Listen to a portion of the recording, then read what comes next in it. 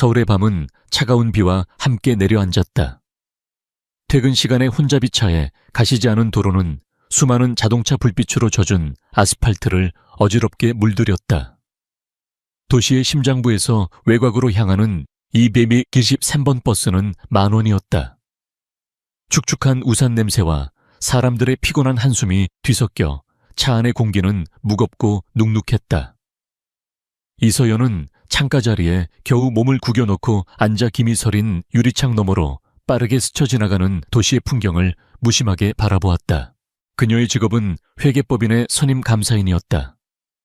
하루 종일 그녀가 마주하는 것은 감정이 배제된 숫자와 복잡하게 얽힌 기업의 재무제표, 그리고 그 이면에 숨겨진 인간의 탐욕과 기만이었다.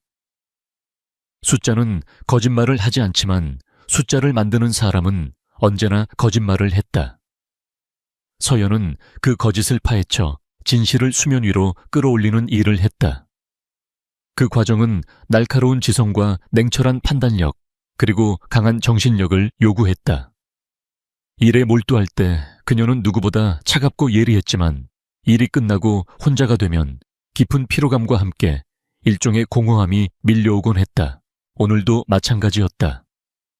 한 중견기업의 분식회계 정황을 포착하고 보고서를 마무리하느라 저녁 식사도 거른 채였다. 짙은 남색 정장 재킷과 단정하게 묶은 머리는 그녀의 전문성을 대변했지만 창백한 얼굴과 살짝 감긴 눈꺼풀은 그녀의 지친 상태를 숨기지 못했다. 버스의 부드러운 진동이 자장가처럼 느껴졌다. 잠시 눈을 붙일까 생각했지만 주변의 소음이 그녀를 현실에 붙잡아 두었다. 그때였다. 버스가 다음 정류장에 멈춰서고 새로운 승객들이 우산을 접으며 꾸역꾸역 올라탔다. 그들 중 유독 눈에 띄는 한 사람이 있었다. 허리가 구부정하고 남루한 점퍼 차림의 노인이었다. 세월의 흔적이 깊게 파인 얼굴 초점 없는 눈빛, 그리고 불안하게 무언가를 더듬는 거친 손. 그는 버스카드 단말기 앞에서 한참을 주머니를 뒤적였다. 딸그락거리는 동전 소리가 몇 번 들렸지만 이내 그 소리마저 멎었다. 요금이 모자라잖아요. 할아버지 뒤에 사람들 안 보여요. 운전기사의 신경질적인 목소리가 버스 안에 소음을 갈랐다. 모든 시선이 노인에게로 쏠렸다. 노인의 얼굴이 당혹감과 수치심으로 붉게 물들었다. 그는 작은 목소리로 중얼거렸다. 죄송합니다. 분명히 챙겼다고 생각했는데 A씨 바빠 죽겠는데 없으면 다음 차 타세요. 운전기사의 퉁명스러운 말에 몇몇 승객들은 짜증 섞인 표정을 지었고 대부분은 다시 스마트폰 화면으로 고개를 돌리며 외면했다. 그것이 이 거대 도시의 무관심이었다. 타인의 공영은 나의 일이 아니라는 암묵적인 규칙. 서연은 그 광경을 조용히 지켜보고 있었다. 그녀의 눈에는 동정심이 아닌 한 인간의 존엄성이 무너지는 순간에 대한 안타까움이 담겨 있었다. 그녀는 자리에서 조용히 일어섰다. 흐트러짐 없는 걸음으로 사람들 사이를 비집고 앞으로 나아갔다. 그녀의 갑작스러운 행동에 몇몇 사람들이 의아한 눈으로 쳐다보았지만 서연은 아랑곳하지 않았다. 그녀는 노인의 바로 뒤에 서서 자신의 교통카드를 단말기에 가볍게 가져다 댔다. 삑하는 경쾌한 소리와 함께 환승입니다라는 안내 음성이 울렸다. 운전기사는 더 이상 아무 말도 하지 않았고 노인은 놀란 눈으로 그녀를 돌아보았다. 서연은 그저 가볍게 고개를 끄덕이며 말했다. 괜찮습니다. 그녀의 목소리는 크지 않았지만 명확하고 차분했다. 그 안에는 불필요한 동정이나 과시적인 선행의 느낌이 전혀 없었다. 그저 한 인간이 다른 인간에게 베푸는 당연한 배려처럼 느껴졌다. 서연은 다시 자신의 자리로 돌아와 창밖을 바라보았다. 마치 아무 일도 없었다는 듯이 노인은 잠시 그 자리에 서 있다가 이내 비틀거리며 버스 안쪽으로 들어왔다. 마땅히 앉을 자리가 없어 손잡이를 잡고 힘겹게 서 있는 그의 뒷모습을 서연은 곁눈질로 보았다. 그의 낡은 점퍼 어깨 부분은 비에 젖어 색이 더 짙어져 있었다. 저녁은 드셨을까? 이 비 오는 밤에 어디로 향하는 걸까? 수많은 질문이 머릿속을 스쳤지만 그녀는 애써 지워버렸다. 자신의 삶도 버거운데 타인의 삶까지 걱정할 여유는 없다고 스스로를 다독였다. 하지만 그녀의 마음은 이미 다른 곳을 향하고 있었다. 그녀가 내려야 할 정류장이 다가왔다. 하차 벨을 누르고 자리에서 일어선 서연은 출입문으로 향하다가 문득 걸음을 멈추고 노인이 서 있는 곳으로 다가갔다. 노인은 갑자기 자기 앞에 선 그녀를 보고 의아한 표정을 지었다. 서연은 지갑에서 10,000원짜리 지폐 한 장을 꺼내 조심스럽게 반으로 접었다. 그리고 노인의 거칠고 차가운 손 위로 그것을 살며시 쥐어주었다. 노인의 눈이 놀라움으로 커졌다. 이게 무슨... 날씨가 쌀쌀하니 내리셔서 따뜻한 국밥이라도 한 그릇 하세요, 어르신. 이번에도 그녀의 목소리는 조용했다. 특히 어르신이라는 존칭은 노인의 마음을 깊게 울렸다. 사람들은 그를 그저 노인네, 할아버지라고 불렀지만 이 젊은 여성은 그를 존중을 담아 부르고 있었다. 그녀의 눈빛은 맑고 단단했으며 그 안에는 값싼 동정심이 아닌 진실된 염려가 담겨 있었다. 버스가 정류장에 멈춰 섰다. 서연은 가볍게 목례를 하고는 뒤돌아서 버스를 내렸다. 비 내리는 거리로 사라지는 그녀의 단정한 뒷모습을 노인은 한참 동안 멍하니 바라보았다. 손에 쥐어진 지폐의 온기가 심장까지 전해지는 듯했다. 사실 그는 요금이 부족한 노인이 아니었다. 그의 진짜 이름은 강지훈. 대한민국 재계서열 최상위에 있는 선진그룹의 회장이었다. 수십 개의 계열사를 거느리고 수만 명의 직원의 운명을 책임지는 남자. 그가 이런 허름한 모습으로 버스를 탄 것은 단순한 변덕이 아니었다. 최근 그룹 내부에 심상치 않은 부패의 기운을 감지한 그는 가장 낮은 곳에서부터 모든 것을 직접 보고 듣기 위해 신분을 숨긴 채 암행에 나선 것이었다. 값비싼 수트와 고급 시계 수행원들을 벗어던지고 세상의 밑바닥을 체험하며 그는 자신이 만든 왕국이 얼마나 차갑고 비정한 곳인지, 그리고 그 안에서 살아가는 사람들의 민낯이 어떤지를 보고 있었다. 지금까지 그가 마주한 것은 철저한 무관심, 노골적인 경멸, 그리고 계산적인 친절뿐이었다. 하지만 방금 전 이 젊은 여성은 달랐다. 그녀의 도움은 대가를 바라지 않았고 그녀의 친절은 상대를 얕보지 않았다. 무엇보다 그의 존엄성을 지켜주었다. 그것은 강지훈이 평생을 찾아 헤맸지만 그의 지위와 재력으로는 결코 살 수 없었던 것이었다. 그는 손에 쥐어진 10,000원짜리 지폐를 펴보았다. 구겨졌지만 여전히 빳빳한 지폐. 이것은 그저 종이 조각이 아니었다. 이 차가운 도시에서 아직 온기가 남아있음을 증명하는 증표였다. 그는 그녀가 내린 정류장의 이름을 똑똑히 기억했다. 그리고 그녀의 얼굴 차분하지만 강단 있던 목소리, 맑은 눈빛을 뇌리에 깊이 새겼다. 버스 창밖으로 비는 계속해서 내리고 있었다. 하지만 강지훈의 마음속에는 작은 불씨 하나가 피어나는 것 같았다. 거대한 부패의 네트워크를 파헤치기 위한 그의 비밀스러운 전쟁에서 어쩌면 가장 중요한 열쇠가 될지도 모르는 한 사람을 그는 오늘 밤 이 낡은 버스 안에서 만난 것이었다. 이서연과의 짧은 만남이 있었던 그 밤으로부터 일주일 후 대한민국 경제계는 거대한 폭풍에 휩싸였다. 폭풍의 진원지는 바로 선진그룹이었다. 언론들은 일제히 선진건설 수조 원대 분식회계 의혹이라는 제목의 헤드라인을 한 면에 대서특필했다. 증권가의 정보지 익명의 내부 고발, 그리고 집요한 경제부 기자들의 취재가 결합되어 터져나온 이 스캔들은 단순한 회계 부정을 넘어 그룹의 존폐를 위협할 만한 메가톤급 파장을 몰고 왔다. 기사의 내용은 충격적이었다.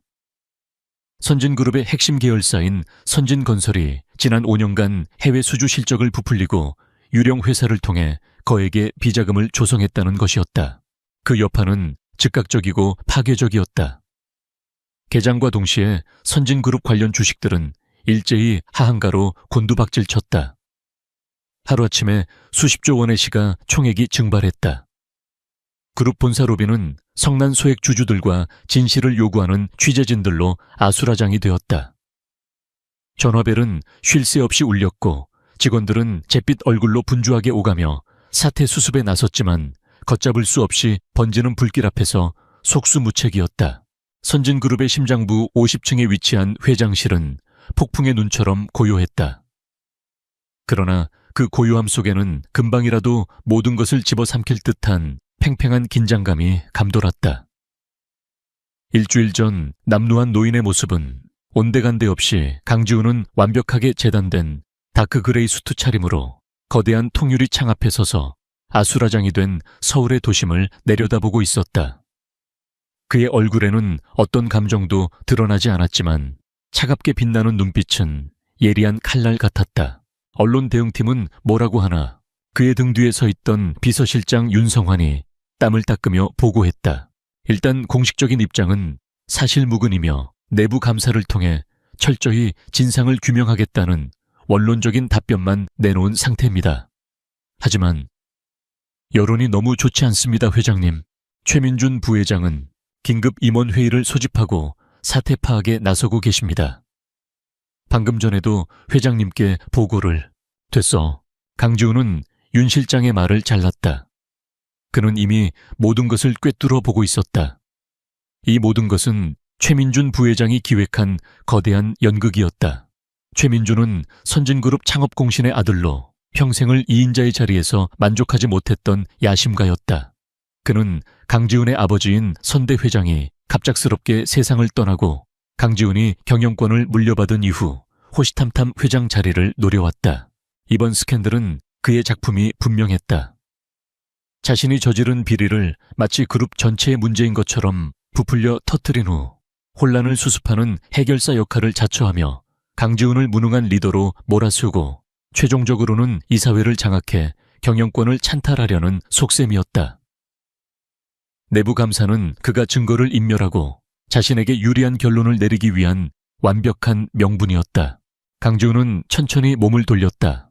윤 실장, 지금 즉시 이사회 긴급 소집해. 모든 임원 한 명도 빠짐없이 참석하라고 전하게. 알겠습니다, 회장님.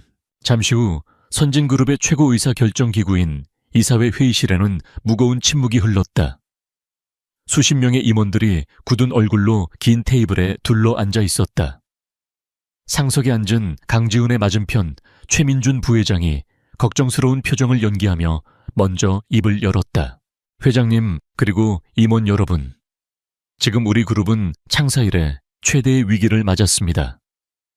이럴 때일수록 우리가 똘똘 뭉쳐 내부의 문제를 신속하게 해결하고 대외적인 신뢰를 회복해야 합니다. 제가 책임지고 특별감사팀을 꾸려 한 점 의혹 없이 진상을 밝히겠습니다. 그의 말에 몇몇 이사들이 동조하며 고개를 끄덕였다. 모든 것이 최민준의 시나리오대로 흘러가는 듯했다. 하지만 강지훈은 그의 쇼를 더 이상 지켜볼 생각이 없었다. 내부 감사는 안 됩니다. 강지훈의 낮고 단호한 목소리가 회의실 전체를 울렸다. 모든 시선이 그에게로 집중되었다. 최민준의 얼굴에 스쳐 지나가는 미세한 당혹감을 그는 놓치지 않았다. 최 부회장, 지금 우리에게 필요한 것은 신속한 해결이 아니라 투명한 증명입니다. 이미 그룹 내부에 대한 신뢰는 땅에 떨어졌습니다. 우리가 제 아무리 진실을 밝힌다 한들 시장과 국민은 믿어주지 않을 겁니다. 이것은 제 살을 도려내는 심정으로 외부의 칼을 빌려와야만 해결할 수 있는 문제입니다. 외부의 칼이라니요, 회장님. 그것은 우리 그룹의 치부를 만천에 공개하는 자살 행위입니다. 경영권 방어에도 심각한 위협이 될 수 있습니다. 최민준이 격하게 반발했다. 그의 조급함은 스스로가 범인임을 자백하는 것과 같았다. 강지훈은 싸늘한 미소를 지으며 그를 응시했다. 깨끗하다면 무엇이 두렵습니까? 나는 내 목을 내놓을 각오가 되어 있습니다. 부회장께서도 그러실 각오가 되어 있으리라 믿습니다. 그의 압도적인 기세에 회의장의 분위기는 완전히 강지훈 쪽으로 넘어왔다. 누구도 감히 그의 말에 이의를 제기하지 못했다. 강지훈은 법무팀장에게 눈짓했다. 법무팀장은 준비했다는 듯이 국내 최고 회계법인들의 리스트가 담긴 파일을 테이블 위에 올려놓았다. 지금부터 우리 그룹의 명운을 걸고 감사를 수행할 외부 회계법인을 선정하겠습니다. 후보는 국내 4대 메이저 회계법인입니다. 임원들이 자료를 검토하는 동안 강지훈의 시선은 다른 곳을 향하고 있었다. 그는 윤 실장을 조용히 불렀다. 윤 실장, 누리회계법인에 대한 자료도 준비되어 있나? 네, 누리회계법인 말입니까? 윤 실장은 의아한 표정을 지었다. 누리회계법인은 업계에서 실력은 인정받지만 4대 법인에 비하면 규모가 훨씬 작은 중견 법인이었다. 이런 중차대한 감사를 맡기기에는 무게감이 떨어진다고 생각했다. 네, 준비되어 있습니다만 가져와. 잠시 후 누리회계법인의 소개 자료가 강지훈의 손에 들려졌다. 그는 자료를 빠르게 훑어내리다가 한 페이지에서 시선을 멈췄다. 선임 감사인 이서연이라는 이름과 함께 그녀의 단정한 증명사진이 있었다. 사진 속 그녀는 무표정했지만 강지훈은 그 너머에 있는 맑고 강단 있는 눈빛을 기억해냈다. 그는 서류를 테이블에 내려놓으며 회의실 전체를 향해 선언했다. 이번 감사는 누리회계법인에 맡기겠습니다. 회의실은 술렁거렸다. 특히 최민준의 얼굴은 노골적인 의심과 불쾌감으로 일그러졌다. 들어본 적도 없는 중소법인이라니. 그는 이것이 강지훈의 또 다른 속임수일 것이라고 생각했다. 강지훈은 아랑곳하지 않고 말을 이었다. 그의 마지막 한마디는 회의실에 있는 모든 사람, 그리고 이 통보를 받게 될 누리회계법인과 이서연 본인에게도 충격적인 것이었다. 단 조건이 있습니다. 이번 감사의 총괄 책임은 반드시 누리회계법인의 이서연 선임 감사인이 맡아야 합니다. 이 조건이 수락되지 않으면 계약은 없습니다. 같은 시각 누리회계법인 사무실. 이서연은 또 다른 클라이언트의 감사 보고서에 몰두하고 있었다. 그녀의 책상은 언제나처럼 한치의 오차도 없이 깔끔하게 정돈되어 있었다. 온 나라를 떠들썩하게 만드는 선진그룹의 스캔들은 그녀에게 그저 신문 기사 속 활자일 뿐 자신의 세계와는 아무런 관련이 없는 이야기였다. 그때 파트너급 임원의 다급한 목소리가 그녀를 불렀다. 이소연 씨, 잠깐 내 방으로 좀 와요. 빨리. 평소에 좀처럼 흥분하지 않는 상사의 모습에 서연은 의아함을 느끼며 그의 사무실로 향했다. 문을 열고 들어서자 상사는 믿을 수 없다는 표정으로 수화기를 붙들고 있었다. 그는 전화를 끊자마자 벌떡 일어나 서연의 두 손을 덥석 잡았다. 이소연 씨, 대체 어떻게 된 일이야? 방금 선진그룹 비서실에서 전화가 왔어. 네, 선진그룹이요. 그래, 우리 회사에 이번 스캔들 특별 감사를 맡기고 싶다는 거야. 그것도 다른 사람도 아닌 바로 이서연 씨 당신을 총괄 책임자로 지명했어. 당신이 맞지 않으면 계약 자체를 안 하겠다고. 서연의 머릿속이 하얘졌다. 선진그룹, 대한민국 재계의 정점, 그리고 그들의 운명이 걸린 감사. 그런데 왜 하필 자신을 수많은 유능한 회계사들을 제치고 왜 이름조차 제대로 알려지지 않은 자신을 지목했단 말인가? 그녀는 그 이유를 도저히 짐작할 수 없었다. 그녀의 인생에서 선진그룹과의 접점이라고는 단 한 번도 존재하지 않았기 때문이었다. 물론 그녀는 알지 못했다. 일주일 전 비 내리는 버스 안에서 베풀었던 작은 친절이 대한민국을 움직이는 거인의 눈에 어떻게 비쳤는지를, 그리고 그 작은 나비의 날갯짓이 이제 막 거대한 태풍을 몰고 오기 시작했다는 사실을 말이다. 서울의 금융중심지 여의도에 우뚝 솟은 선진그룹 본사 건물은 그 자체로 하나의 제국이었다. 푸른빛이 감도는 통유리로 뒤덮인 50층짜리 마천루는 하늘을 찌를 듯한 위용을 뽐내며 주변의 모든 건물을 압도했다. 이서연은 자신에게 배정된 소수의 정예팀과 함께 그 거대한 건물의 회전문을 통과했다.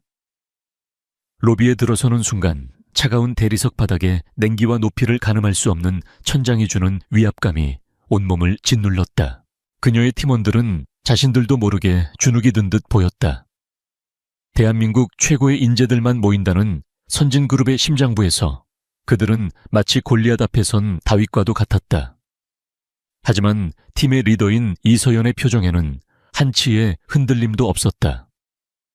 그녀의 시선은 로비의 화려한 샹들리에나 유명 작가의 미술 작품이 아닌 오직 전방의 엘리베이터만을 향해 있었다. 그녀의 머릿속은 이미 앞으로 벌어질 치열한 전쟁에 대한 시뮬레이션으로 가득 차 있었다. 회장 비서실의 안내를 받아 도착한 곳은 최고층에 위치한 대형 이사회 회의실이었다. 육중한 원목문이 열리자 방 안에 있던 모든 사람들의 시선이 일제히 그녀에게로 쏠렸다. 긴장감이 피부로 느껴졌다. 거대한 티크 원목 테이블 주위에는 선진그룹의 핵심 임원들이 모두 모여 있었다. 그들은 하나같이 값비싼 수트를 차려입고 수십 년간 권력의 정점에서 살아온 자들, 특유의 오만함과 여유로움을 풍기고 있었다. 서연은 그들의 탐색하는 듯한 시선을 정면으로 마주하며 회의실 안으로 들어섰다. 그녀의 팀원들이 뒤를 따랐다. 이번 특별감사를 총괄하게 된 누리회계법인의 이서연 선임 감사인입니다. 그녀의 자기소개는 군더더기 없이 간결했다. 테이블 상석에 앉아있던 한 남자가 천천히 자리에서 일어섰다. 강지훈이었다. 그는 완벽한 모습이었다. 며칠 전 버스 안에서 보았던 초라한 노인의 흔적은 어디에도 찾아볼 수 없었다. 날카로운 턱선 깊이를 알 수 없는 눈빛, 그리고 온몸에서 뿜어져 나오는 압도적인 카리스마. 그는 마치 잘 벼려진 검과 같았다. 이서연은 순간적으로 숨을 멈췄다. 저토록 강렬한 존재감을 가진 사람은 처음이었다. CEO 강지훈. 언론에서 수없이 보았던 이름과 얼굴이었지만 실제로 마주하니 그가 가진 힘의 무게가 고스란히 느껴졌다. 강지훈은 그녀를 향해 손을 내밀었다. 선진그룹 회장 강지훈입니다. 어려운 시기에 중책을 맡아주셔서 감사합니다. 그의 목소리는 낮고 부드러웠지만 그 안에 담긴 힘은 서연을 긴장시키기에 충분했다. 그녀는 그의 손을 맞잡았다. 그의 손은 크고 단단했다. 그 짧은 악수 동안 강지훈은 그녀를 유심히 관찰했다. 일주일 전 자신의 손에 10,000원짜리 지폐를 쥐어주던 그 눈빛. 사진 속에서도 느꼈던 맑고 단단한 그 눈빛이 여전히 그 자리에 있었다. 권력 앞에서도 조금도 위축되지 않는 모습. 그는 속으로 만족스러운 미소를 지었지만 겉으로는 어떤 표정의 변화도 보이지 않았다. 오직 냉철한 CEO의 얼굴을 유지할 뿐이었다. 자리에 앉자마자 서연은 곧바로 본론으로 들어갔다. 그녀는 준비해온 노트북을 열고 스크린에 감사 계획의 개요를 띄웠다. 지금부터 특별감사의 범위와 절차에 대해 간략히 설명드리겠습니다. 저희 팀은 우선적으로 논란의 중심이 된 선진건설의 지난 5년간의 모든 재무자료에 대한 접근 권한을 요청합니다. 여기에는 회계장부 내부 거래 내역 이사회 의사록, 그리고 관련된 모든 자회사의 서버 로그 파일까지 포함됩니다. 그녀의 목소리는 회의실의 정적을 깨고 명확하게 울려 퍼졌다. 그녀의 요구사항은 단호하고 포괄적이었다. 임원들 사이에서 작게 술렁이는 소리가 들렸다. 그때 강지훈의 맞은편에 앉아있던 최민준 부회장이 팔짱을 끼며 비스듬히 의자에 기댄 채 입을 열었다. 그의 얼굴에는 인자한 미소가 걸려 있었지만 눈빛은 차가웠다. 이 감사인 열정이 대단하시군요. 하지만 시작부터 너무 광범위하게 접근하시는 것 아닙니까? 이건 마치 허가도 없이 남의 집 안방까지 들여다보겠다는 것과 같습니다. 저희는 감사에 협조할 의사가 충분하지만 이것은 일종의 묻지마 수사처럼 보이는군요. 보다 효율적이고 협력적인 방식으로 단계적으로 접근하는 것이 어떻겠습니까? 그것은 노련한 방어였다. 협력이라는 단어를 사용하며 자신들은 잘못이 없다는 뉘앙스를 풍기고 동시에 서연의 요구가 무례하고 비효율적이라는 프레임을 씌우려는 의도였다. 경험이 부족한 감사인이라면 이 압박에 못 이겨 한 발 물러설 수도 있는 상황이었다. 하지만 이서연은 그런 상대가 아니었다. 그녀는 최민준을 향해 고개를 돌렸다. 그녀의 눈빛은 흔들림이 없었다. 부회장님의 우려에는 공감합니다. 하지만 지금 선진그룹이 처한 상황은 효율을 따질 단계가 아닙니다. 시장이 원하는 것은 단 하나, 완벽한 투명성입니다. 단계적 접근은 자칫 증거, 인멸의 시간을 벌어줄 수 있다는 오해를 사기 쉽습니다. 제가 요청드린 자료들은 국제 감사 기준 ISA에 명시된 정상적인 절차이며 남의 집 안방이 아니라 주주와 국민이라는 집주인에게 위임받은 공간을 확인하는 과정입니다. 그녀는 침착하고 논리적으로 그의 말을 받아쳤다. 증거 인멸이라는 단어를 꺼내는 순간 최민준의 미간이 미세하게 찌푸려졌다. 서연은 그의 허를 찌른 것이다. 그리고 협력의 진정한 의미는 저희가 요청하는 자료를 제한 없이 제공해 주시는 것이라고 생각합니다. 그것이야말로 선진그룹이 이번 사태를 해결할 의지가 있다는 가장 확실한 증거가 될 것입니다. 회의실 안에는 숨막히는 정적이 흘렀다. 젊은 여성 감사인 한 명이 수십 년 경력의 재벌 부회장을 상대로 한 치의 물러섬도 없이 논리적으로 압도하는 광경을 모두가 숨죽인 채 지켜보고 있었다.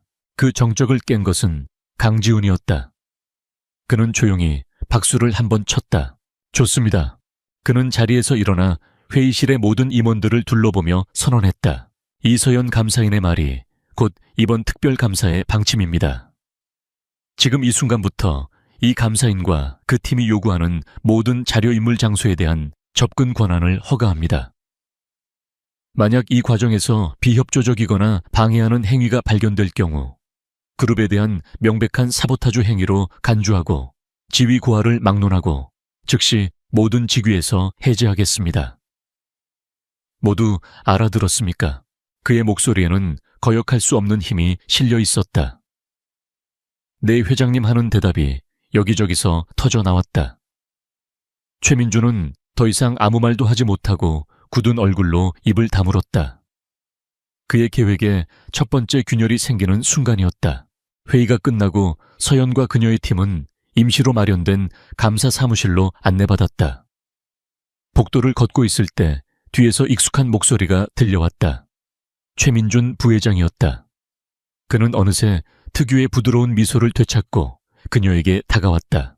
이 감사인 아까는 내가 괜한 우려를 했나 봅니다.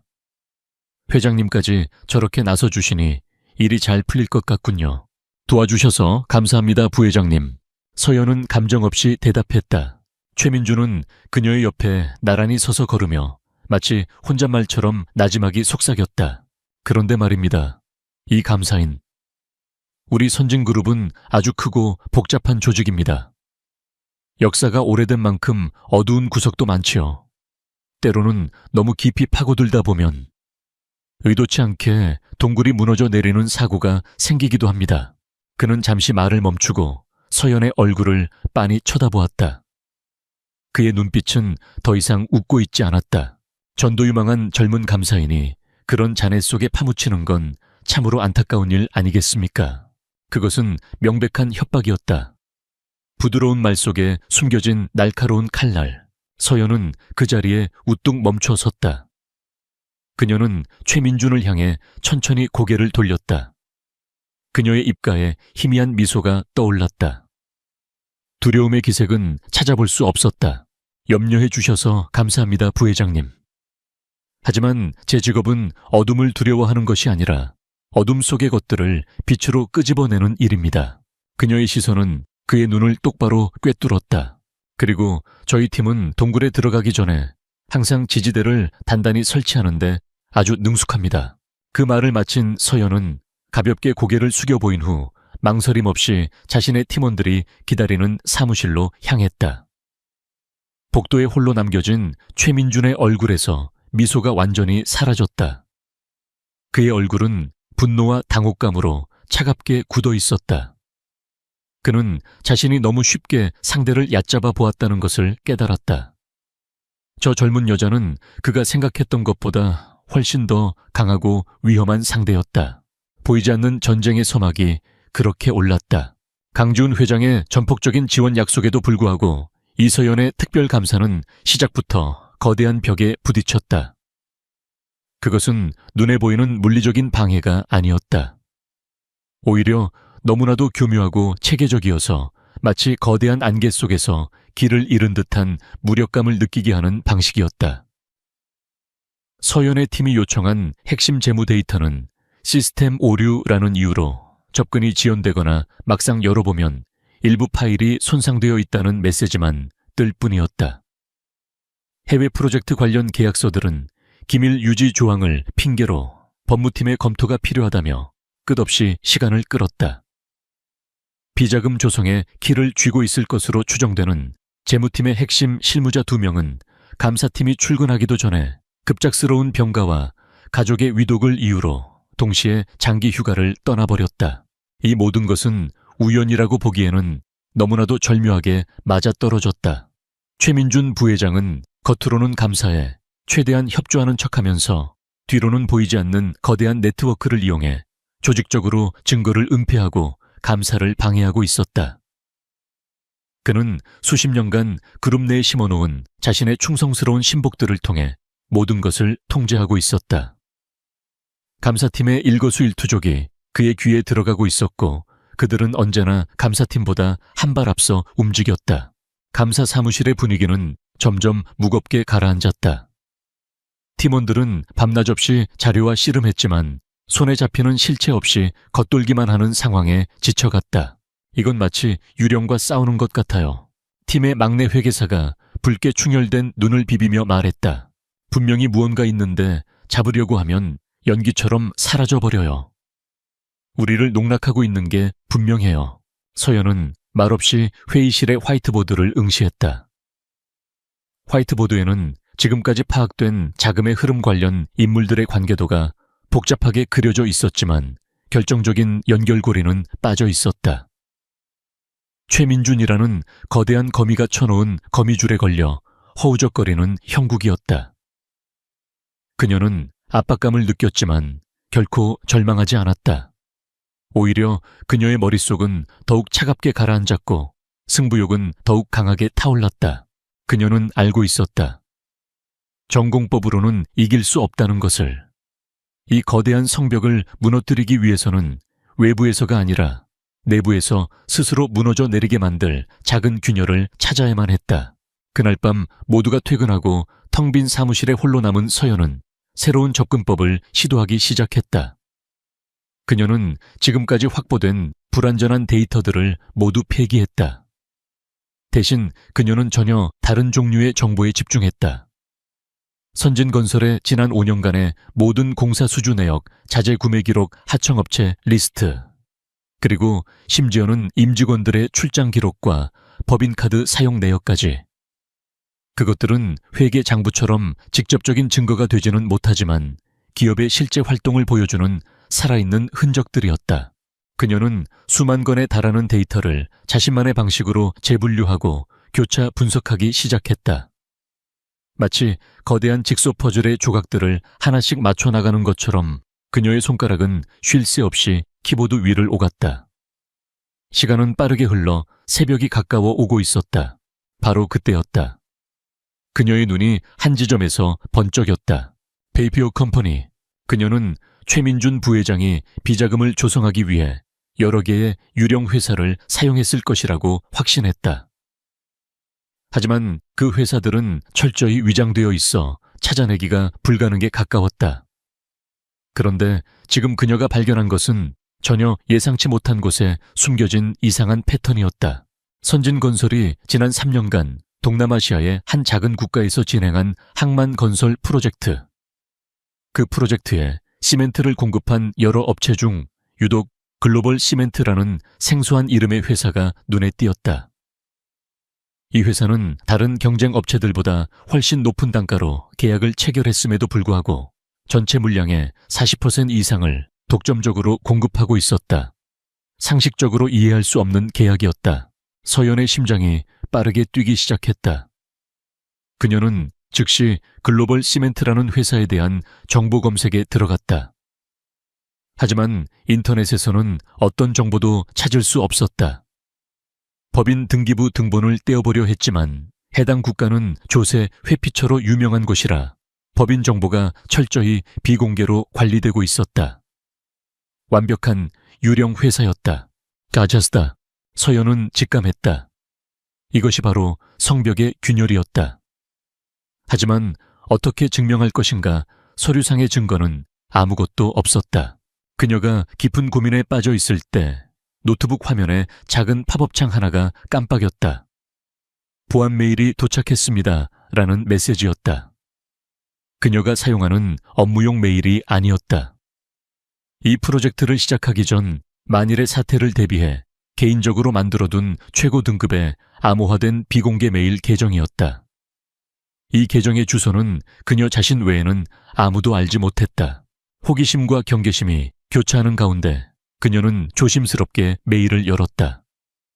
발신자는 그림자 섀도우라는 익명이었다. 메일의 내용은 짧았지만 그 내용은 서연을 얼어붙게 만들기에 충분했다. 글로벌 시멘트 대표이사 차명호, 최민준 부회장의 처남, 현지 법인 주소는 유령 주소, 실제 자금은 스위스 비밀 계좌로 흘러 들어감, 계좌번호 CH93 00076 2011 6238 52957. 메일 하단에는 첨부 파일이 하나 있었다.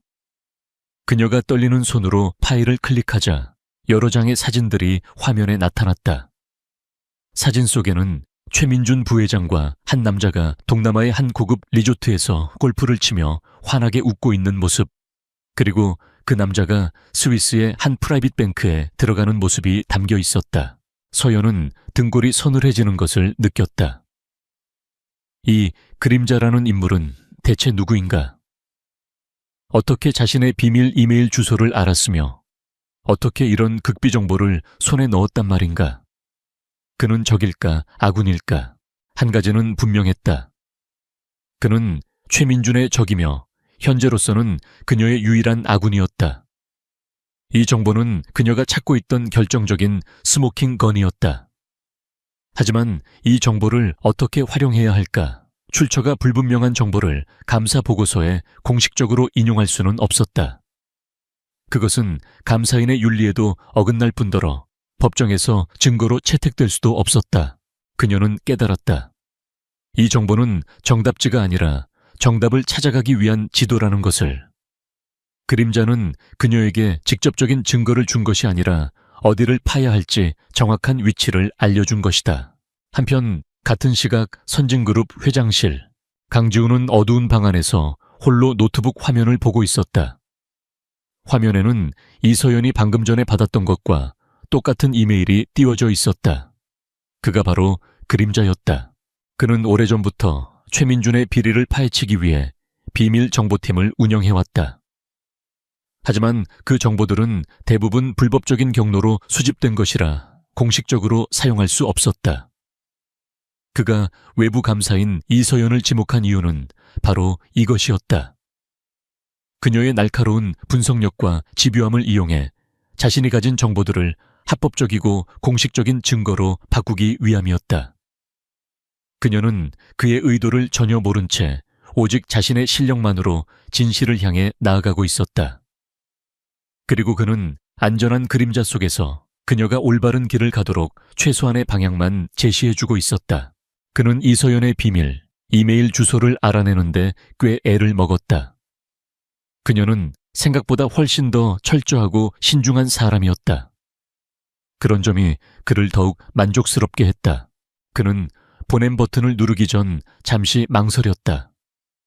이렇게 그녀를 위험한 싸움의 한복판으로 더 깊이 밀어넣는 것이 과연 옳은 일일까? 최민준은 궁지에 몰리면 무슨 짓을 할지 모르는 인간이었다. 하지만 그는 이내 마음을 굳혔다. 그는 버스에서 보았던 그녀의 눈빛을 떠올렸다. 불의를 외면하지 않고 자신의 신념에 따라 행동하던 당당한 모습. 그녀는 결코 약한 존재가 아니었다. 그리고 그는 결코 그녀를 혼자 두지 않을 터였다. 강지우는 마우스를 클릭했다. 정보는 전송되었다. 이제 주사위는 던져졌다. 그는 창밖의 어두운 도시를 내려다보며 나지막이 읊조렸다. 이제 당신 차례여, 이서연 감사인. 그림자로부터 온 이메일은 칠흑 같은 어둠 속에서 발견한 한 줄기 빛과 같았다. 하지만 이서연은 그 빛을 향해 섣불리 달려가지 않았다. 그녀는 직업적 본능으로 이 정보가 가진 양면성을 꿰뚫어 보고 있었다. 이것은 승리를 가져다 줄 결정적 무기인 동시에 잘못 사용하면 자신과 팀 전체를 파멸로 이끌 수 있는 위험한 함정이기도 했다. 출처불명의 정보를 근거로 감사를 진행했다는 사실이 알려지는 순간 감사 전체의 공정성은 무너지고 최민준에게 역공의 빌미를 제공하게 될 터였다. 그녀는 밤새 한숨도 자지 못하고 고민했다. 그리고 마침내 그녀는 길을 찾아냈다. 지도를 펼쳐 보물을 찾는 것이 아니라 보물상자 주인 스스로가 상자를 열게 만드는 방법. 최민준의 가장 큰 약점, 바로 그의 오만함을 역이용하는 계략이었다. 다음 날 아침 서연은 공식적으로 최민준 부회장에게 면담을 요청했다. 명분은 동남아 항만건설 프로젝트 관련 중간 감사 결과 브리핑이었다. 최민준은 의심 없이 승낙했다. 그는 이 젊은 감사인이 결국 자신의 방해 공작에 막혀 별다른 소득 없이 백기를 들러 온 것이라고 생각했다. 부회장실에서 마주 앉은 두 사람 사이에는 팽팽한 신경전이 흘렀다. 서연은 준비해온 보고서를 테이블 위에 올려놓았다. 부회장님, 동남아 프로젝트를 검토하던 중 몇 가지 흥미로운 점을 발견했습니다. 그녀는 글로벌 시멘트의 비상식적인 계약 조건과 독점적인 물량 공급에 대해 차분히 설명했다. 하지만 그녀는 스위스 계좌나 천암의 존재에 대해서는 단 한마디도 언급하지 않았다. 최민준은 여유로운 미소를 지으며 그녀의 말을 들었다. 그래서 그게 문제라는 겁니까, 이 감사인? 현지 사정이라는 게 있습니다. 긴급하게 자재를 조달해야 하는 특수한 상황이었을 수도 있고 그 업체가 가진 독보적인 기술력이 있었을 수도 있죠. 서류 몇 장만 보고 현실을 재단하려 하시면 곤란합니다. 물론입니다. 그래서 제가 직접 확인해보고 싶습니다. 확인이라니요. 해당 프로젝트의 총책임자였던 박상진 전무님, 그리고 당시 자재 구매 계약을 담당했던 실무자들과의 공식적인 대면 신문을 요청합니다. 저희 감사팀과 선진그룹 법무팀, 그리고 부회장님께서 배석하신 자리에서 말입니다. 모든 과정은 영상으로 기록될 것입니다. 최민준의 눈빛이 순간적으로 날카로워졌다. 박상진 전무는 그의 최측근이었다. 하지만 서연의 요구는 절차상 아무런 하자가 없었다. 거절할 명분이 없었다. 만약 거절한다면 무언가 숨기는 것이 있다는 의심을 사기에 충분했다. 그는 이서연이 파놓은 첫 번째 함정에 스스로 발을 들여놓고 있다는 사실을 깨닫지 못한 채 자신만만하게 대답했다. 좋습니다. 그렇게 하죠. 불필요한 오해는 빨리 푸는 것이 좋으니까요. 언제로 할까요? 바로 내일 오전에 진행했으면 합니다. 서연의 단호한 대답에 그는 잠시 당황했지만 이내 다시 미소를 되찾았다. 하루의 시간이라면 박 전무와 말을 맞추고 증거를 조작하기에 충분한 시간이라고 판단했다. 그렇게 합시다. 그날 밤 서연은 다시 한번 그림자에게 보안 메일을 보냈다. 내용은 간단했다. 내일 오전 10시 박상진 전무 대면 신문. 그들이 서버에 접속해 수정된 자료를 제시하려 할 때 진짜가 필요합니다. 답장은 10분도 차에 되지 않아 도착했다. 내일시 정각, 무대는 준비될 것입니다. 하지만 최민준은 서연이 생각했던 것보다 훨씬 더 교활하고 대담한 인물이었다. 그는 이 대면 신문을 자신의 승리를 위한 무대로 만들기로 결심했다. 다음 날 아침 그는 긴급 이사회를 소집하는 것을 넘어 일부 우호적인 주요 주주들까지 참석하는 특별 경영 현황 설명회를 개최했다. 명분은 외부 감사의 진행 상황을 투명하게 공유하고 경영 정상화를 위한 방안을 논의한다는 것이었지만 실제 목적은 이서연의 감사가 근거 없는 의혹 제기로 그룹의 혼란만 가중시키고 있다는 점을 부각시켜 그녀를 공개적으로 망신 주고 동시에 이 사태를 제대로 수습하지 못하는 강지훈 회장의 리더십을 공격해 그의 퇴진을 압박하기 위함이었다. 이것은 그의 거대한 쿠데타의 마지막 단계였다. 설명회장은 수십 명의 이사진과 주주들로 가득 찼다. 강지훈은 말없이 회장석에 앉아 있었고 이서연과 그녀의 팀은 긴장된 얼굴로 한쪽에 자리했다. 최민준이 연단에 올라 자신감 넘치는 목소리로 좌중을 압도하기 시작했다. 그는 현재 그룹이 겪는 어려움을 토로하며 이 모든 혼란의 원인이 마치 강지훈 회장의 미숙한 경영과 외부 감사팀의 무리한 감사 때문인 것처럼 교묘하게 몰아갔다. 그는 위기에 빠진 그룹을 구할 유일한 해결사처럼 자신을 포장했다. 그의 연설이 끝나자 그는 이서연을 지목했다. 자, 그럼 논란의 중심에 있는 이서연 감사인으로부터 직접 중간 감사 결과를 들어보도록 하겠습니다. 부디 의혹이 아닌 명확한 증거를 제시해 주시기 바랍니다. 모든 시선이 서연에게 쏠렸다. 그녀는 긴장했지만 두렵지는 않았다. 그녀는 천천히 연단으로 걸어나갔다. 감사 결과에 대해 말씀드리기 전에 먼저 한 가지 사실을 바로잡고 싶습니다. 저희의 감사는 그룹에 혼란을 주기 위함이 아니라 오히려 불확실성을 제거하여 그룹의 가치를 바로 세우기 위함입니다. 그녀는 최민준의 프레임을 정면으로 반박하며 말을 이었다. 그리고 그녀는 오직 한 가지 글로벌 시멘트 계약건에 대해서만 집중적으로 파고들었다. 그녀는 비정상적인 계약 조건 상식밖에 담가 그리고 그로 인해 선진건설이 입은 수억 달러의 손실 추정액을 데이터에 기반하여 명확하게 제시했다. 이 계약에는 명백한 배임의 소지가 있습니다. 저는 이 자리에서 주주 여러분이 지켜보는 앞에서 이 계약의 최종 승인권자였던 최민준 부회장님께 공식적으로 요청합니다. 지금 즉시 글로벌 시멘트와의 계약서 원본과 모든 자금, 이체 기록이 담긴 서버 원본 데이터에 대한 접근 및 공개를 명령해 주십시오. 좌중이 술렁였다. 이것은 최민준이 전혀 예상하지 못했던 역공이었다. 그는 모든 주주들이 보는 앞에서 이 요청을 거절할 수 없었다. 거절하는 순간 그는 자신이 범인임을 자백하는 꼴이 되기 때문이었다.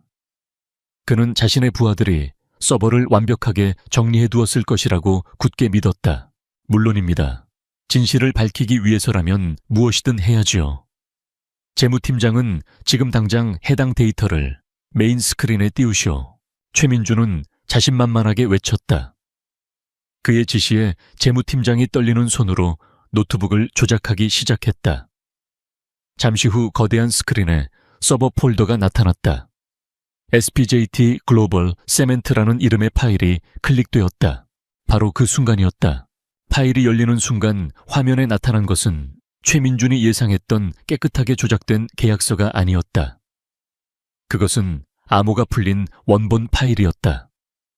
스크린에는 글로벌 시멘트의 대표이사가 차명우라는 이름과 함께 그의 서명이 선명하게 찍혀 있었고 계약금과 추가 커미션이 스위스 은행의 한 계좌로 송금된 내역이 적나라하게 드러나 있었다. 그리고 그 계좌 번호는 그림자가 서연에게 보냈던 그 번호와 정확히 일치했다. 이게 뭐야? 말도 안 돼. 최민준의 얼굴이 새하얗게 질렸다. 회의장은 아수라장이 되었다. 여기저기서 고함과 탄식이 터져 나왔다. 최민준이 시스템 오류라고 누군가 조작한 것이라고 미친 사람처럼 소리치고 있을 때 그때까지 침묵을 지키고 있던 강지훈이 자리에서 조용히 일어섰다. 그는 연단을 향해 천천히 걸어 나왔다. 그의 눈은 최민준이 아닌 충격과 혼란에 빠진 이서연을 향해 있었다. 며칠 전 서울에 비가 많이 내리던 밤이 있었습니다. 그의 낮은 목소리는 이상하게도 소란스러운 회의장 전체를 집중시켰다. 저는 그날 밤 낡고 허름한 옷을 입고 버스를 탔습니다. 요금이 모자라 운전기사에게 모욕을 당하고 있던 저에게 한 젊은 여성이 말없이 다가와 자신의 카드로 요금을 내주었습니다. 그리고 내릴 때는 따뜻한 국밥이라도 한 그릇 하라며 자신의 지갑에서 10,000원짜리 지폐 한 장을 꺼내 제 손에 쥐어주었습니다. 강지훈은 말을 하며 자신의 재킷 안주머니에서 낡은 10,000원짜리 지폐 한 장을 꺼내 보였다. 서연의 눈이 믿을 수 없다는 듯 크게 뜨였다. 그녀의 머릿속에서 모든 조각들이 맞춰지기 시작했다. 버스 안에 초라했던 노인, 자신을 지명했던 이유를 알 수 없었던 감사계약, 그리고 결정적인 순간마다 나타나 도움을 주었던 미스터리한 조력자 그림자. 그 모든 것이 바로 눈앞의 이 남자 강지훈 회장이었다. 강지훈은 서연에게서 시선을 떼고 경악에 빠진 이사진과 주주들을 둘러보며 말을 이었다. 저는 그 10,000원짜리 한 장에서 제가 잃어버렸던 사람에 대한 믿음과 진정한 가치를 보았습니다. 그리고 깨달았습니다. 제 왕국 깊숙이 썩어 들어간 환부를 도려낼 수 있는 유일한 칼은 권력이나 돈이 아니라 바로 저렇게 때묻지 않은 정직함과 용기라는 것을. 그는 다시 스크린에 얼어붙어 있는 최민준을 향해 차갑게 말했다. 나는 버스 안에 그 노인이었습니다. 나는 내 눈으로 직접 세상의 밑바닥과 진실을 보았습니다. 그리고 이제 이서연 감사인 덕분에 여러분 모두가 이 회사의 진실을 보게 될 것입니다. 그의 선언이 끝나자마자 회의장의 문이 열리고 검찰 수사관들이 들이닥쳤다. 모든 것이 끝난 순간이었다. 최민준은 그 자리에 주저앉았고 이서연은 승리의 환호성 속에서 마치 거대한 왕좌의 무게를 홀로 짊어진 듯 외로워 보이는 CEO 강지훈의 뒷모습을 멍하니 바라보고 있었다. 강지훈 회장의 폭탄 선언과 함께 검찰 수사관들이 회의장으로 들이닥친 순간 최민준의 시대는 공식적으로 막을 내렸다. 그의 얼굴은 불신 분노, 그리고 마지막에는 처절한 패배감으로 일그러졌다. 수십 년간 쌓아 올린 철옹성이 한순간에 무너져 내리는 광경을 그는 망연자실한 표정으로 지켜볼 수밖에 없었다. 그의 양팔이 수사관들에게 붙들려 끌려나가는 모습은 마치 한 시대의 종말을 알리는 상징적인 장면 같았다. 회의장은 그야말로 아수라장이었다. 어떻게 알고 왔는지 건물 밖에서 대기하고 있던 기자들이 문이 열리자마자 플래시를 터뜨리며 몰려들었다. 이사진과 주주들은 충격에서 헤어나오지 못한 채 웅성거렸다. 이 모든 극적인 사건의 중심에 서 있는 이서연은 자신이 방금 무슨 일을 겪은 것인지 실감하지 못한 채 잠시 동안 그 자리에 얼어붙어 있었다. 최민준의 몰락은 신호탄에 불과했다.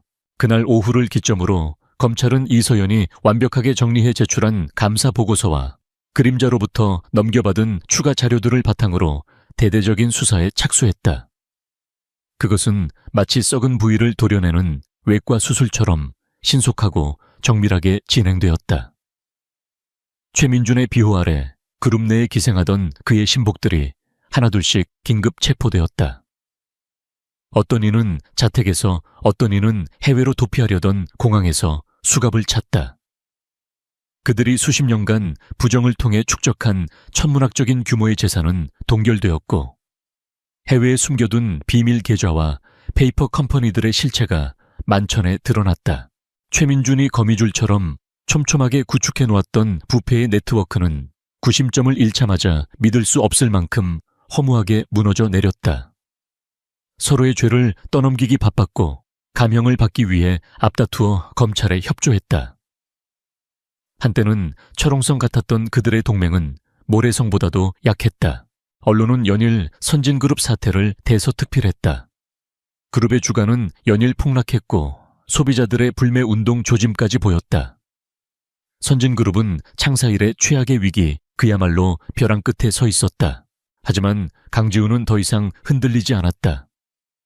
그는 혼란의 중심에서 오히려 더욱 냉철하고 강인한 리더십을 발휘하기 시작했다. 그는 즉시 긴급 기자회견을 자청했다. 수백 명의 기자들 앞에서 그는 조금도 숨기지 않았다. 존경하는 국민 여러분, 그리고 주주 여러분. 선진그룹 회장 강지훈입니다. 그는 90도로 허리를 숙여 사죄했다. 이번 사태는 변명의 여지가 없는 저의 불찰이자 선진그룹의 부끄러운 자화상입니다. 내부의 썩은 부위를 제때 도려내지 못한 점, 국민 여러분께 깊은 실망을 안겨드린 점 머리 숙여 사죄드립니다. 그는 최민준 개인의 비리로 선을 긋는 대신 그룹 전체의 구조적인 문제를 인정했다. 그리고 그는 약속했다. 오늘을 기점으로 선진그룹은 과거의 모든 구태와 단절하고 대한민국에서 가장 투명하고 정직한 기업으로 다시 태어날 것을 약속드립니다. 뼈를 깎는 고통이 따르겠지만 저는 그 길을 피하지 않겠습니다. 연설의 마지막 끈은 옆에 서 있던 이서연을 대중에게 소개했다. 그리고 이 모든 변화의 시작은 불의에 타협하지 않는 용기와 날카로운 지성으로 진실을 밝혀낸 이서연 감사인과 누리 회계법인이 함께할 것입니다.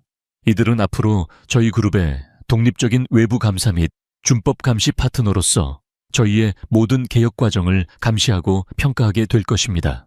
그것은 이서연을 향한 최고의 찬사이자 그녀를 외부의 모든 압력으로부터 보호하려는 강지훈의 강력한 의지 표명이었다. 이서연은 예기치 못한 그의 발언에 놀랐지만 수많은 카메라 앞에서도 그녀는 조금도 위축되지 않고 당당하게 서 있었다. 그날 이후 선진그룹의 회장실은 사실상의 위기 대응 전략 본부가 되었다. 강지훈과 이서연은 거의 매일 밤을 새워가며 그룹의 재건 계획을 수립했다. 더 이상 회장과 외부 감사인의 관계가 아니었다. 그들은 위기를 함께 헤쳐나가는 동지이자 파트너였다. 늦은 밤 거대한 회장실에는 서류 넘기는 소리와 키보드 두드리는 소리만이 가득했다. 테이블 위에는 식어버린 커피와 다 먹지 못한 샌드위치가 널려 있었다. 강지훈은 넥타이를 느슨하게 푼 채 새로 개편할 그룹의 지배구조 개편안을 검토하고 있었다. 이서연은 그의 맞은편에서 새로운 내부 통제 시스템의 초안을 작성하고 있었다. 문득 강지훈이 서류에서 눈을 떼고 그녀를 바라보았다.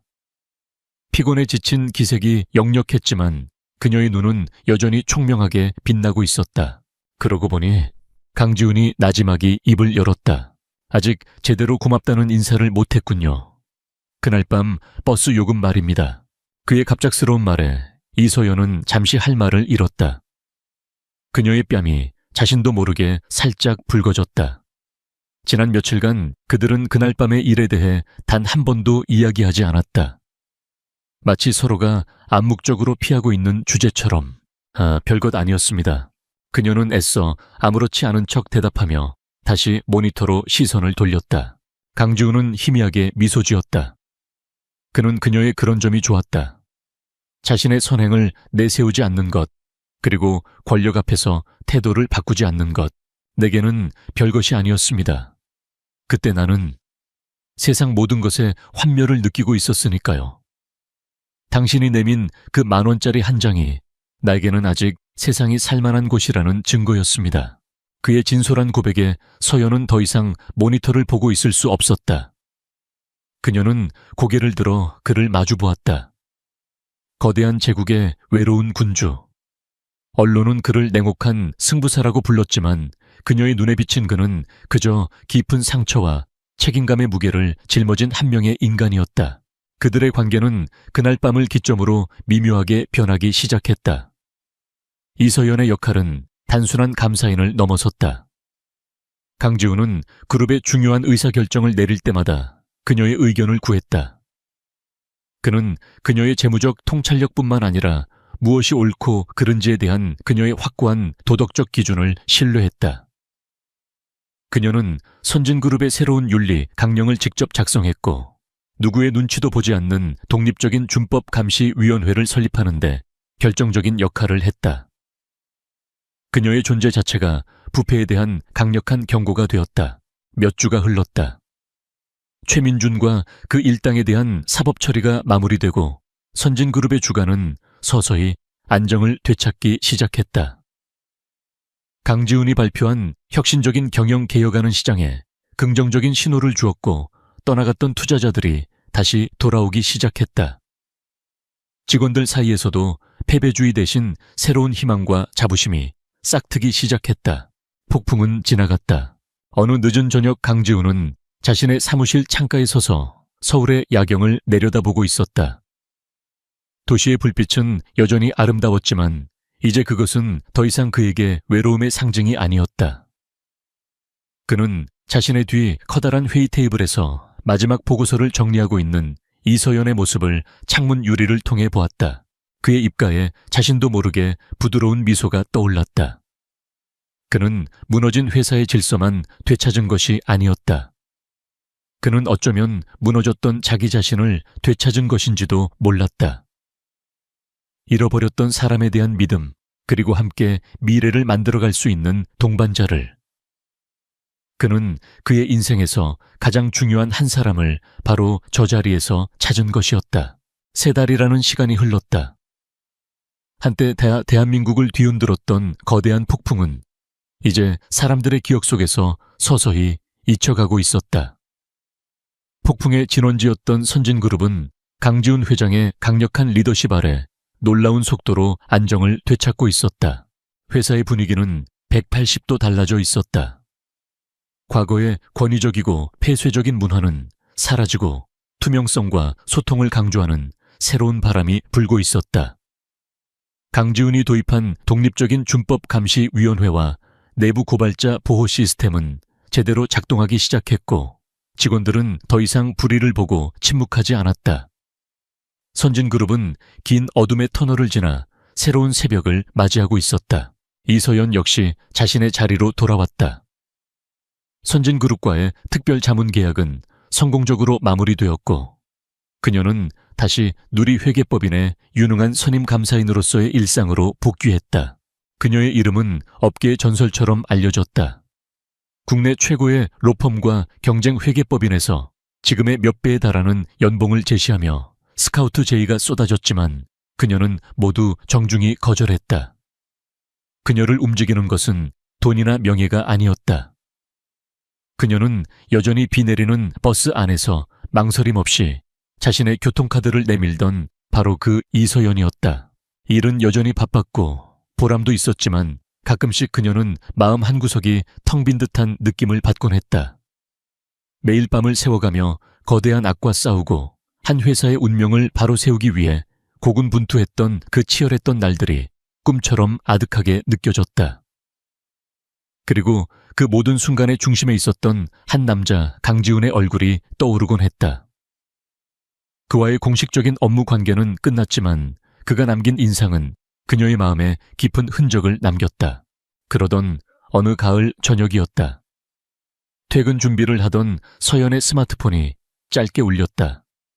모르는 번호로 온 문자 메시지였다. 오랜만입니다, 이서연 씨. 저녁 식사 시간 괜찮으십니까? 꼭 한번 모시고 싶은 곳이 있습니다. 강지훈. 딱딱한 업무용 메시지가 아닌 지극히 개인적이고 정중한 어조였다. 서연은 잠시 망설였다. 하지만 그녀의 손가락은 이미 답장을 쓰고 있었다. 네, 괜찮습니다. 그가 알려준 약속 장소는 의외였다. 재벌 총수가 갈 법한 청담동의 최고급 레스토랑이 아니었다. 강북의 한적한 골목에 위치한 간판조차 낡은 작은 국밥집이었다. 하지만 가게 안에서 새어나오는 따뜻한 불빛과 구수한 냄새가 왠지 모를 정겨움을 느끼게 했다. 서연이 가게 앞에 도착했을 때 강지훈이 먼저 와서 그녀를 기다리고 있었다.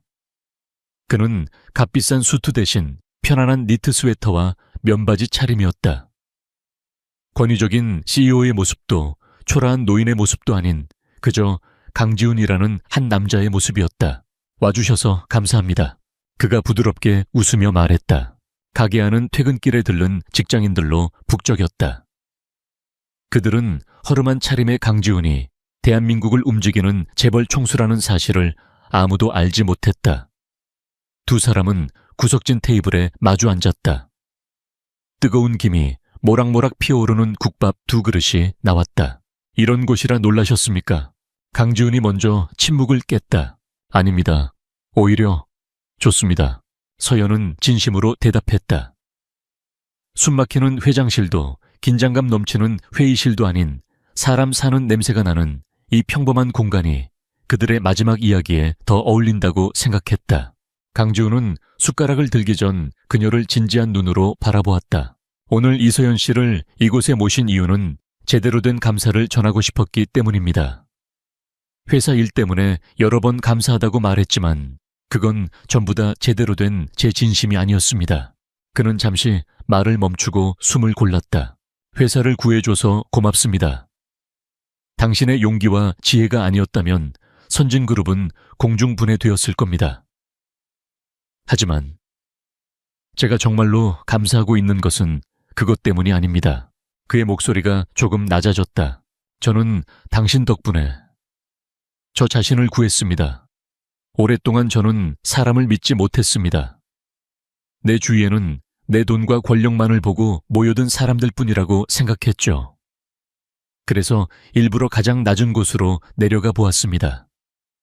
역시나 세상은 차갑고 비정하더군요. 그렇게 모든 희망을 포기하려던 순간 당신을 만났습니다. 그는 그날 밤 버스에서의 일을 회상했다. 당신은 내게 아무것도 바라지 않았습니다. 그저 한 인간으로서의 존중과 따뜻한 배려를 보여주었죠. 당신이 내 손에 쥐어준 그 10,000원짜리 지폐 한 장이 나에게는 세상을 다시 믿어볼 이유가 되었습니다. 그래서 오늘 당신이 내게 베풀었던 그 소원을 내가 직접 이루어주고 싶었습니다. 따뜻한 국밥 한 그릇, 그의 담담한 고백에 서연의 마음속에서 무언가 뜨거운 것이 울컥 차올랐다. 그녀는 그저 본능적으로 했던 작은 행동이 한 사람의 인생에 이토록 큰 의미가 되었으리라고는 상상도 하지 못했다. 저 또한 회장님 덕분에 많은 것을 배웠습니다.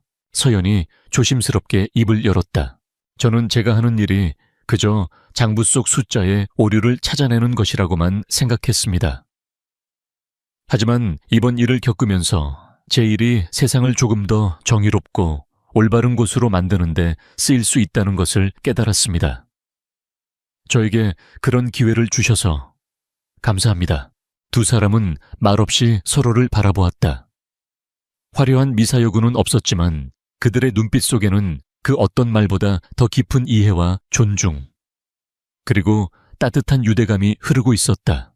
식사를 마치고 가게 밖으로 나왔을 때 서늘한 가을밤 공기가 상쾌했다. 두 사람은 나란히 골목길을 걸었다. 어색한 침묵 대신 편안한 정적이 그들 사이를 감쌌다. 선진그룹의 개혁은 이제 막 시작되었습니다. 강지훈이 문득 말했다. 아마 앞으로도 길고 외로운 싸움이 될 겁니다. 그 길을 가다가 가끔씩 길을 잃거나 지칠 때가 있겠죠. 그는 걸음을 멈추고 서연을 향해 돌아섰다. 그의 눈빛은 그 어느 때보다 진지했다.